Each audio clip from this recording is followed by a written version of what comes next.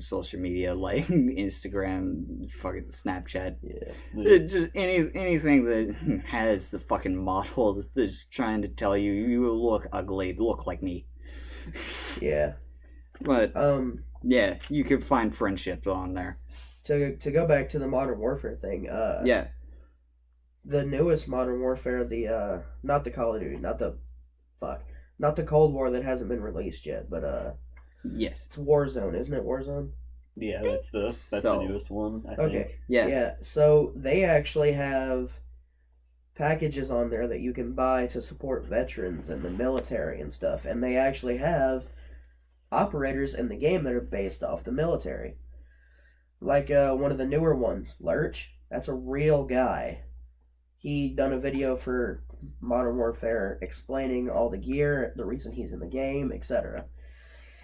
So I like that they're giving nods to the real heroes instead of just these people that sit behind a screen and play a game. Nothing's wrong with that, but I think we should give nods to people that are keeping our right to play that game. Yeah. Yeah. Oh yeah. Anyways, I believe we were on. Do you have any or? Wait. No. Do you believe that video games can expand your perspective on specific topic? Why or why not? Yeah, that's the one we were on. Okay. Did you go? Yeah, you went. All right. And then I added on some. Yeah. I guess it's my turn. Indeed. Was I saying? I don't remember if I was saying something or not. Anyways. Yes. Video games have expanded my personal perspective. Like, I hate to keep going back to Undertale because I'm sure that it's getting repetitive, but it's such a good example. I mean, personally, I never questioned the idea of question the fact of whenever you fight another creature in a video game before until Undertale, which basically made you come to terms that, hey, this ain't no ordinary RPG, you fucking asshole. Yeah, I mean, from the beginning of the game, you know what you're gonna do, because you either kill Toriel or you don't. Yeah. And that game, it makes you know that it wants you to hurt. Oh, yeah. It wants you to, and you have to fight not hurting people, and that's what I like about it. Yeah. It makes it more challenging not doing anything, because you don't get stronger, you don't get more defense. No. You just sit there and get hit, and you have to keep doing whatever it is you're doing to not hurt them. Yeah. Which plays more into its artistic appeal, because, I mean, getting through a tough situation when somebody else wants to hurt you is not easy. Yeah. A thing I like about it is some of the people you end up not hurting turns into some of your best allies in the game. Yeah. Oh, yeah. Like, for example, I know at the end of the game, spoilers, or at least near the end of the games, if you do a pacifist run, you don't have to fight Sans. Yeah. Sans is by far the hardest fight in that game. Oh, yes. Yeah. Like, if it rewards you for not being a bad person. And even whenever you are going on the genocide route, it cuts off anything that would be appealing about Undertale. All that fun music, it fucking slows down. Like, whenever you fully clear out an area, when you're trying to just kill everything there, the music stops, and then whenever it starts to show like you're about to go into a fight, it's just like, but nobody came, and it is a sign saying, hey, you did this, everyone here is dead because of what you've done. And it reminds you constantly once you get to that point. And then the different endings you can get, or the different calls from Sans at the end of the game you can get. Yes. Where it'll, like if you kill Papyrus specifically and no one else, he'll just call you a dirty brother killer, just never letting you live that down in the end of the game. Yeah, because it's just a great game. And I never learned... Hell, Undertale was literally my first introduction to what being a pacifist was. Yeah. To be honest. It also introduces you to the value of sticking to an idea and working to keep that idea to get the end goal. Yes.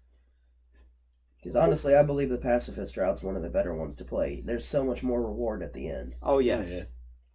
I still have not tampered with the Undertale that I have on my console. Yeah. For the I will genocide. not put the genocide route on there. Oof. Just because every time you restart it, it tries to say something about it. Oh yeah, it reminds you. Oh, yeah.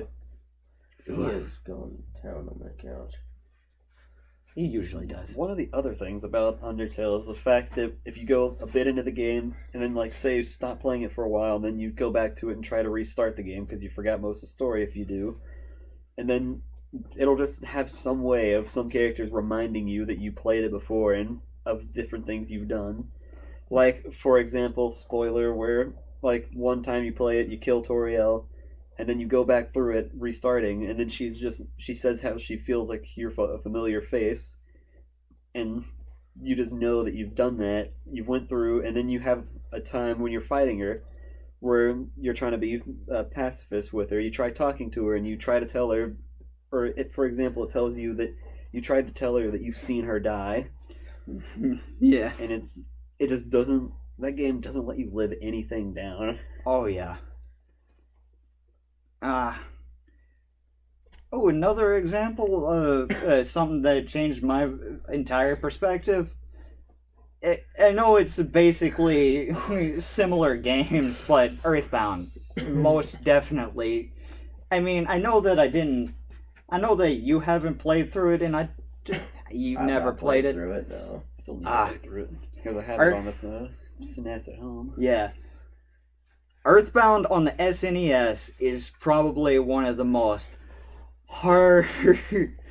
it's probably one of the most heartful adventures you can have in an RPG. Because it doesn't let up with the feels. Yeah. Like, there's one somber moment in Earthbound where the entire cheery tone changes, and it's whenever you're going to the final boss, final stage. Gygus. Yes. But basically, you find out that Gygus is, I guess spoilers for anybody that hasn't played it, just go fucking play it, assholes. Either that or watch a playthrough of it. Yes. Earthbound was actually one of the few games that I actually watched a full no commentary playthrough of and actually enjoyed.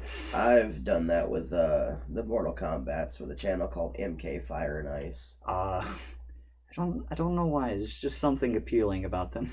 Well, the no commentary for me makes it better for me to get the story. Yeah. Because I just want the story if I've never seen the game. Yeah.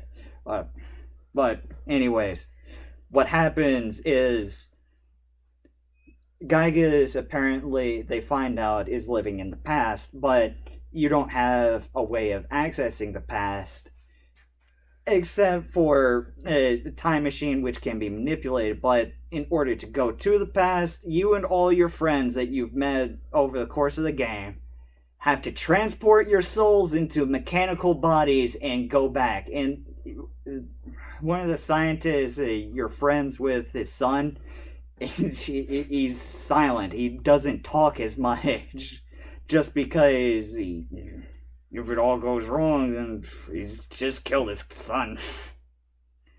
I mean, it is some dark shit for Nintendo. Yeah.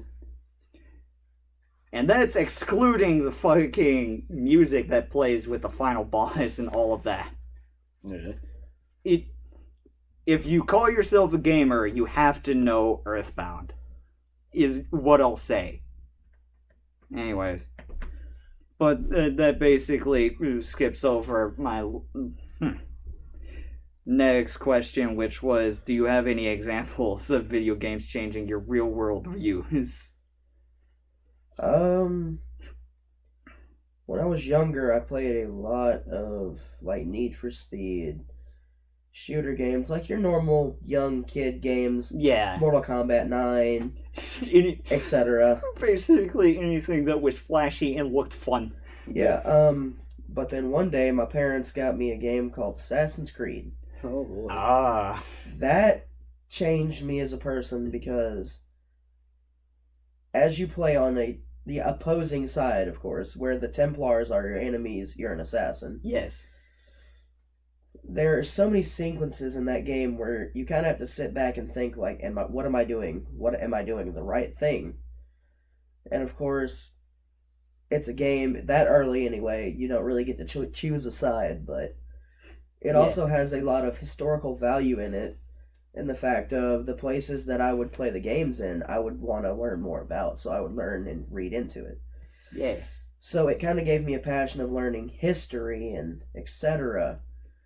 And I wasn't that good with speaking in general. I'm still not that good with speaking. Yeah. But I used to listen to the cutscenes for all the Mortal Kombats, the Assassin's Creeds I played.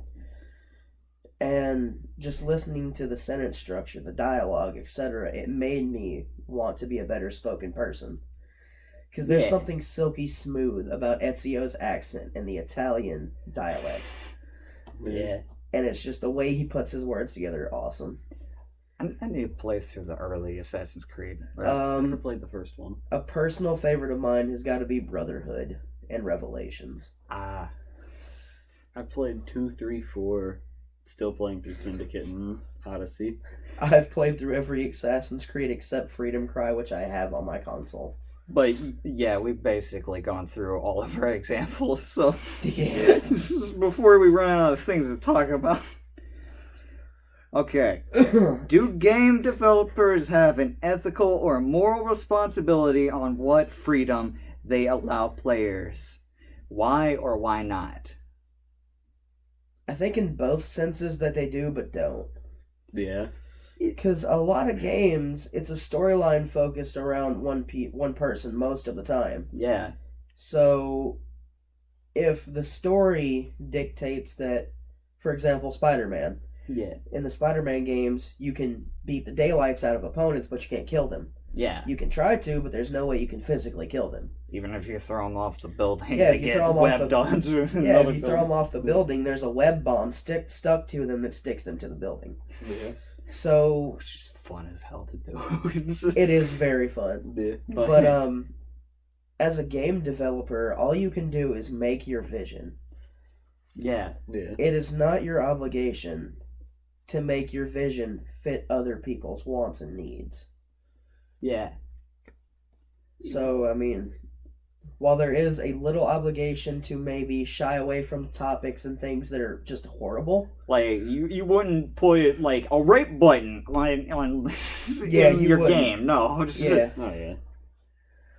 But, yeah, I think there's really it's a middle ground issue, honestly. Yeah.